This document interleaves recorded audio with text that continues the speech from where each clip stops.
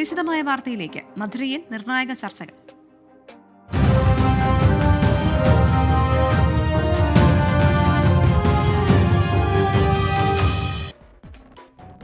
മുഖ്യമന്ത്രി പിണറായി വിജയന് പ്രായപരിധിയിൽ ഇളവ് നൽകുന്ന കാര്യത്തിൽ തീരുമാനം നാളെയെന്ന് PB അംഗം MA ബേബി. പ്രായപരിധിയിൽ ആർക്കും ഇളവുണ്ടാകില്ല. ചർച്ചയ്ക്ക് മറുപടി പറയുന്നത് ആലോചിക്കാനാണ് PB ചേർന്നത്. പുതിയ കമ്മിറ്റിയുടെ തിരഞ്ഞെടുപ്പ് നാളെ ആലോചിക്കും. PBയും CCയും ചേരുമെന്നും MA ബേബി പറഞ്ഞു.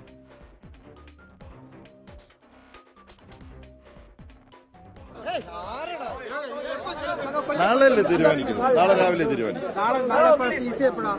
നാളെ രാവിലെ 9:30 അതിനുശേഷം തീരുമാനം എടുക്കും. ഒരു ധാരണ നാളെ. ശ്രീജിത്താണ് ചേരുന്നത് മധുരയിൽ നിന്ന്. ശ്രീജിത്ത്, നിർണായകമായ നിരവധി തീരുമാനങ്ങൾ ഈ പാർട്ടി കോൺഗ്രസ് കൈക്കൊണ്ടിട്ടുണ്ട്. മുഖ്യമന്ത്രി പിണറായി വിജയന് പ്രായപരിധിയിൽ ഇളവ് നൽകുന്ന കാര്യത്തിൽ ഉൾപ്പെടെ തീരുമാനം നാളെയെന്നാണ് PB അംഗം MA ബേബി പറഞ്ഞത്. എങ്ങനെയാണ് മധുരയിൽ നിന്നുള്ള കൂടുതൽ വിശദാംശങ്ങൾ? ബൽറാം.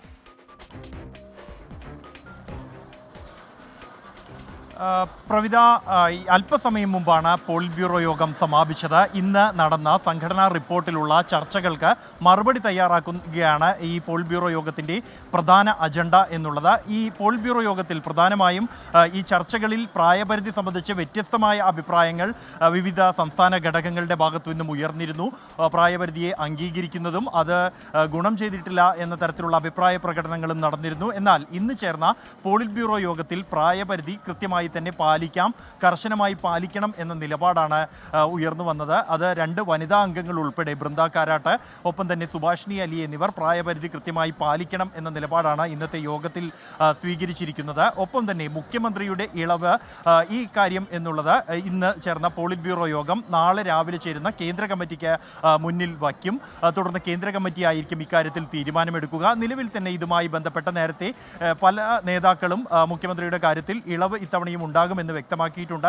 കാരണം അദ്ദേഹത്തിന് കഴിഞ്ഞ പാർട്ടി കോൺഗ്രസിൽ ഇളവ് നൽകിയത് സർക്കാരിനെ നയിക്കുന്ന മുഖ്യമന്ത്രി എന്ന നിലയിൽ അദ്ദേഹം പാർട്ടിയുടെ ഉന്നത നേതൃത്വവുമായി ചേർന്ന് നിൽക്കണം, അതിൻ്റെ ഭാഗമായി നിൽക്കുന്നതാണ് പാർട്ടിക്ക് ഗുണം ചെയ്യുക. അതുകൊണ്ട് അദ്ദേഹം തുടരട്ടെ എന്നാണ് തീരുമാനിച്ചത്. ആ സാഹചര്യം ഇത്തവണയും നിലനിൽക്കുന്നതിനാൽ അദ്ദേഹം തുടരും എന്ന് തന്നെയാണ് ലഭ്യമാകുന്ന വിവരം. മറ്റ് അംഗങ്ങൾക്ക് ആർക്കെങ്കിലും ഇളവ് നൽകേണ്ടതുണ്ടോ എന്ന കാര്യം ഈ കേന്ദ്ര കമ്മിറ്റി യോഗത്തിലായിരിക്കും തീരുമാനമെടുക്കുക. പോളിറ്റ് ബ്യൂറോ എന്തായാലും ഇളവ് വേണ്ട എന്ന ഒരു അഭിപ്രായത്തിൽ തന്നെയാണ് എത്തിച്ചേർന്നിരിക്കുന്നത്.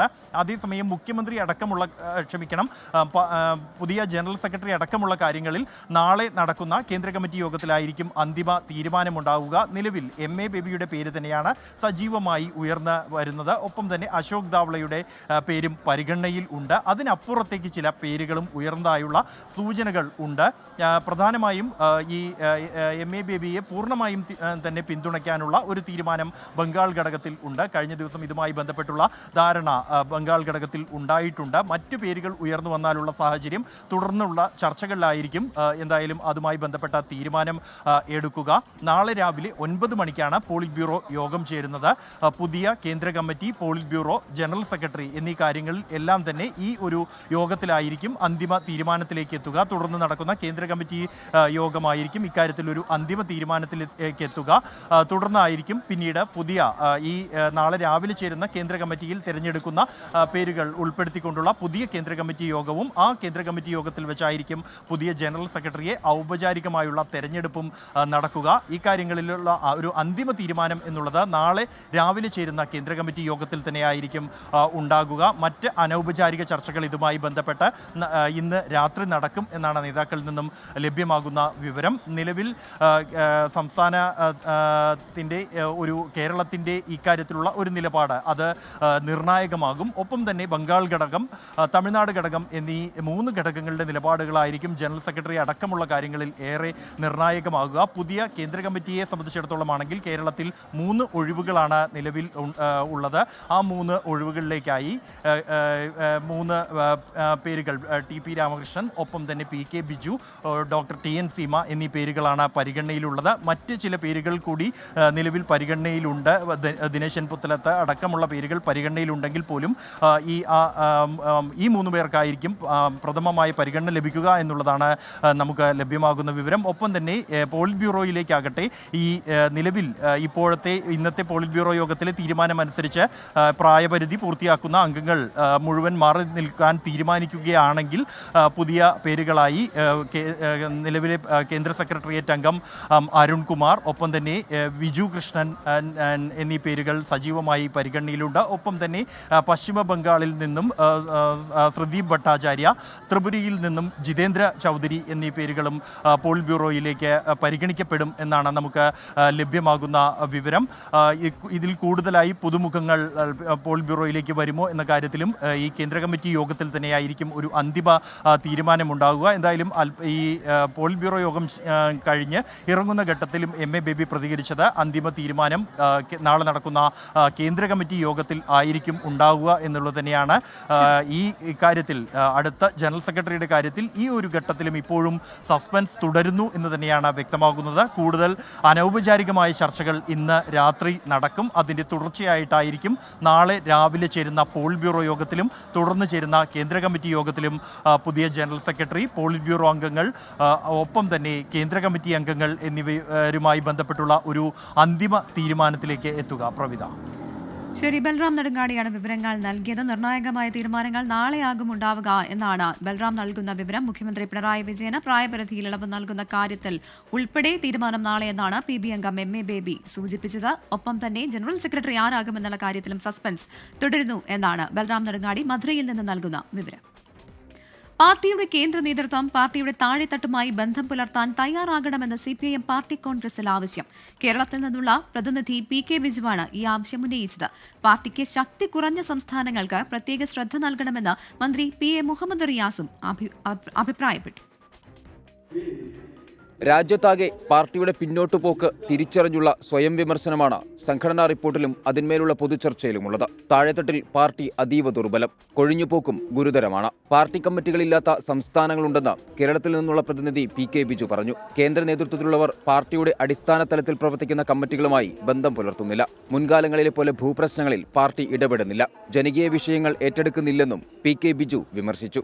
പാർട്ടിയുടെ ശക്തി വർദ്ധിപ്പിക്കാൻ നിർദ്ദേശങ്ങൾ മുന്നോട്ട് വെച്ചുകൊണ്ടാണ് PA മുഹമ്മദ് റിയാസ് ചർച്ചയിൽ പങ്കെടുത്തത്. സംഘടനാശേഷി കുറഞ്ഞ സംസ്ഥാനങ്ങളിൽ കൂടുതൽ ശ്രദ്ധ നൽകണം. അവിടങ്ങളിൽ സംഘടനാ പ്രവർത്തനത്തിന് ഫുൾ ടൈമർമാരെ നിയോഗിക്കണം. സാങ്കേതിക വിദ്യയുടെ വികാസം പാർട്ടിയുടെ വളർച്ചയ്ക്ക് ഉപയോഗപ്പെടുത്തണം. വിദ്യാർത്ഥി യുവജന പ്രസ്ഥാനങ്ങൾ കൂടുതൽ സജീവമാകണമെന്നും പൊതുചർച്ചയിൽ റിയാസ് ആവശ്യപ്പെട്ടു. ചർച്ചയ്ക്ക് നാളെ PB അംഗം BV രാഘവലു മറുപടി പറയും. R ശ്രീജിത്ത്, 24 മധുര. സംസ്ഥാനത്ത് വേനൽ മഴയിൽ 2 മരണം. കോഴിക്കോട് ചാത്തമംഗലത്ത് വീട്ടമ്മ മിന്നലേറ്റ് മരിച്ചു. ഇടുക്കിയിൽ കനത്ത മഴയിൽ കല്ലും മണ്ണും ദേഹത്ത് വീണ് തമിഴ്നാട് സ്വദേശി അയ്യാവാണ് മരിച്ചത്. മുണ്ടക്കയത്ത് തൊഴിലുറപ്പ് തൊഴിലാളികൾക്ക് മിന്നലേറ്റു. ഇന്ന് 6 ജില്ലകളിലും നാളെ 4 ജില്ലകളിലുമാണ് യെല്ലോ അലർട്ട്. ഏലത്തോട്ടത്തിൽ ജോലി ചെയ്യവെയാണ് ഇടുക്കി അയ്യപ്പൻ കോവിൽ സുൽത്താനിയായിൽ താമസിക്കുന്ന അയ്യാവു മരിച്ചത്. കല്ലും മണ്ണും ദേഹത്തേക്ക് പതിക്കുകയായിരുന്നു. ചാത്തമംഗലം താത്തൂർ എറക്കോട്ടുമ്മൽ ഫാത്തിമയാണ് മിന്നലേറ്റു മരിച്ചത്. വൈകിട്ടോടെയായിരുന്നു അപകടം. ഉച്ചയ്ക്ക് ശേഷം പെയ്ത ശക്തമായ മഴയ്ക്ക് പിന്നാലെയുണ്ടായ ഇടിമിന്നലിൽ ഇടുക്കി നെടുങ്കണ്ടത്തും തിരുവനന്തപുരം വെള്ളറയിലും വീടുകൾ തകർന്നു. ഇടുക്കിയിൽ പ്രകാശ് ഗ്രാം പാറയിൽ ശശിധരന്റെ വീടും വെള്ളറട കിളിയൂരിൽ സത്യരാജിന്റെ വീടുമാണ് തകർന്നത്. പാലക്കാട് അമ്പലപ്പാറയിൽ ശക്തമായ കാറ്റിലും മഴയിലും വീട് തകർന്നു. മുണ്ടക്കയത്ത് വരിക്കാനിയിലെ തൊഴിലുറപ്പ് ജോലിക്കിടെ തൊഴിലാളികൾക്ക് മിന്നലേറ്റു. 8 പേർക്കാണ് മിന്നലേറ്റത്. കൊച്ചിയിലും പത്തനംതിട്ടയിലും വിവിധയിടങ്ങളിൽ പരക്കെ വേനൽ മഴ ലഭിച്ചു.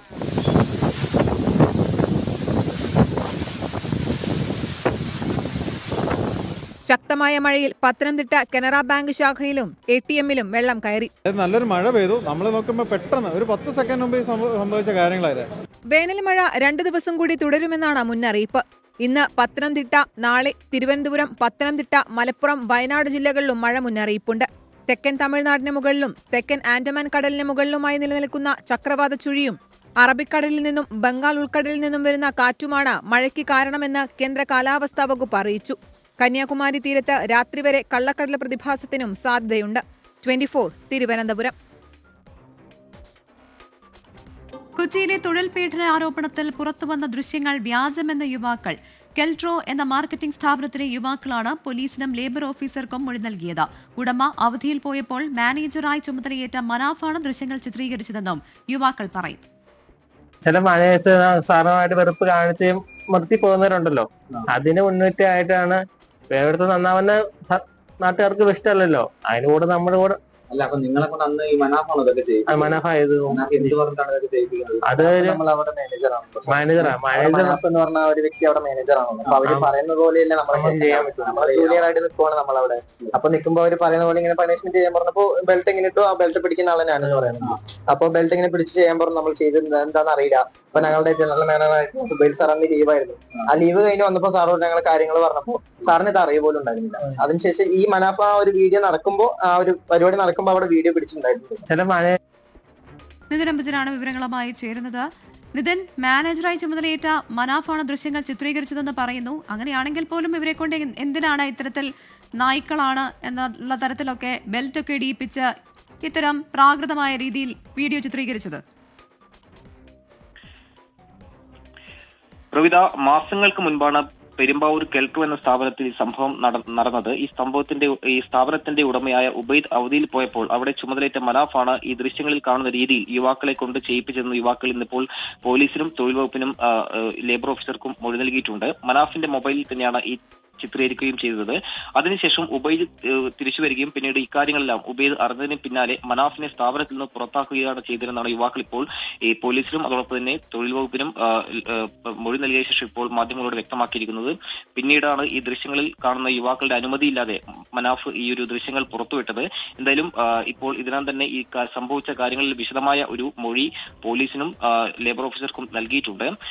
ലേബർ ഓഫീസർ ഇക്കാര്യങ്ങളെല്ലാം സൂചിപ്പിച്ചുകൊണ്ട് തൊഴിൽ വകുപ്പിന് നാളെയോ മറ്റന്നാളോടുകൂടി തന്നെ റിപ്പോർട്ട് സമർപ്പിക്കും. എന്തായാലും രണ്ട് വ്യക്തികൾ തമ്മിലുള്ളൊരു പ്രശ്നമായ സാഹചര്യത്തിൽ തന്നെ ഇതിൽ തൊഴിൽ പീഡനം നടന്നിട്ടില്ല എന്നാണ് ഇപ്പോൾ ലേബർ ഓഫീസർ വ്യക്തമാക്കിയിരിക്കുന്നത്. അതുകൊണ്ട് തന്നെ ഒരു കേസ് അടക്കമുള്ള നടപടിയിലേക്ക് പോകാൻ സാധ്യതയില്ല. പക്ഷേ മനാഫിനെതിരെ നിയമ നടപടി സ്വീകരിക്കുമെന്നാണ് യുവാക്കൾ വ്യക്തമാക്കിയിരിക്കുന്നത്. ഇന്ന് രാവിലെ മുതൽ ഈ ദൃശ്യം പുറത്തു വന്നതിന് പിന്നാലെ തന്നെ വലിയ പ്രതിഷേധങ്ങൾ പല കോണിൽ നിന്നും ഉയർന്നിരുന്നു.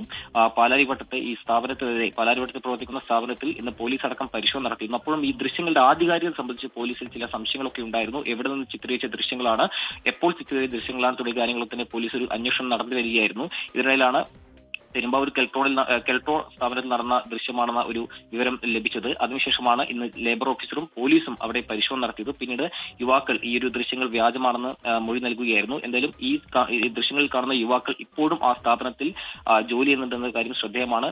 നിലവിൽ ഇപ്പോൾ ഈ വിഷയത്തിൽ തൊഴിൽ പീഡനം നടന്നിട്ടില്ല എന്ന വിവരമാണ് യുവാക്കൾ ഈ മൊഴിയായി നൽകിയിരിക്കുന്നത്. സ്വാഭാവികമായിട്ടും ഈ ഒരു മൊഴിയുടെ അടിസ്ഥാനത്തിൽ തൊഴിൽ വകുപ്പിന് വരും ദിവസങ്ങളിൽ റിപ്പോർട്ട് സമർപ്പിക്കും. എന്തായാലും ഈ വിഷയത്തിൽ, ഈ സംഭവത്തിൽ തൊഴിൽ പീഡനം നടന്നിട്ടില്ല എന്ന് ജില്ലാ ലേബർ ഓഫീസറും ഇപ്പോൾ വ്യക്തമാക്കുന്നുണ്ട്. ശരി, ഇന്ന് പുറത്തു വന്ന ദൃശ്യങ്ങളിൽ കാണുന്നത് പോലെ അത് തൊഴിൽ പീഡനമല്ല എന്നാണ് ആ ദൃശ്യങ്ങളിൽ തന്നെയുള്ള യുവാക്കൾ പറയുന്നത്. തൊഴിൽ പീഡന ആരോപണത്തിൽ പുറത്തുവന്ന ദൃശ്യങ്ങൾ വ്യാജമെന്ന് യുവാക്കൾ പറയുകയാണ്. കെൽട്രോ എന്ന മാർക്കറ്റിംഗ് സ്ഥാപനത്തിലെ യുവാക്കളാണ് പോലീസിനും ലേബർ ഓഫീസർക്കും മൊഴി നൽകിയത്. വിവരങ്ങളാണ് നിതിൻ അംബുജൻ നൽകിയത്. മൈജി ഫ്യൂച്ചറിന്റെ പുതിയ ഷോറൂം മലപ്പുറം എടപ്പാളിൽ പ്രവർത്തനം തുടങ്ങി. സിനിമാ താരം ആസിഫ് അലിയും മൈജി ചെയർമാൻ AK ഷാജിയും ചേർന്ന ഷോറൂം ഉദ്ഘാടനം ചെയ്തു. എടപ്പാളിലെ ഏറ്റവും വലിയ digital gadget and home appliances ഷോറൂമാണ് പ്രവർത്തനം തുടങ്ങിയത്. ഷോറൂമിൽ ഏറ്റവും മികച്ച ഓഫറുകളും വിലക്കുറവുമാണ് ഉപഭോക്താക്കൾക്കായി ഒരുക്കിയിരിക്കുന്നതെന്ന് ചെയർമാൻ AK ഷാജി പറഞ്ഞു. നമുക്ക് 1 കോടിയിലധികം കസ്റ്റമർ ഇപ്പം ഓൾറെഡി ആയി കഴിഞ്ഞു. ഇപ്പൊ ഈ വിഷുക്കാലത്ത് ഞങ്ങൾ ഏറ്റവും വലിയ 5 കോടി രൂപയുടെ സമ്മാനങ്ങളും ഡിസ്കൗണ്ടുകളാണ് ഇപ്പോൾ ഈ ഓണക്കാലത്ത് വിഷുക്കാലത്ത് മാത്രം കൊടുക്കുന്നത്. അതിലേറ്റവും ഹൈലൈറ്റ് എന്ന് പറയുന്നത് ബമ്പർ പ്രൈസ് ആയിട്ട് 10 ലക്ഷം രൂപ, 5 ലക്ഷം രൂപ 2 പേർക്ക് വീതം, 2 ലക്ഷം, 3 ലക്ഷം, അങ്ങനെ ക്യാഷ് പ്രൈസുകൾ നിരവധി കൊടുക്കുന്നുണ്ട്. അതോടൊപ്പം ഏറ്റവും പുതിയ മോഡലുകൾ, ഈ 2025 ഏറ്റവും പുതിയ മോഡൽ ഏപ്രിൽ ഒരുപാട് ലോഞ്ച് ചെയ്തിട്ടുണ്ട്. അതെല്ലാം കസ്റ്റമേഴ്സിനായിട്ട് ഒരുക്കിയിട്ടുണ്ട്.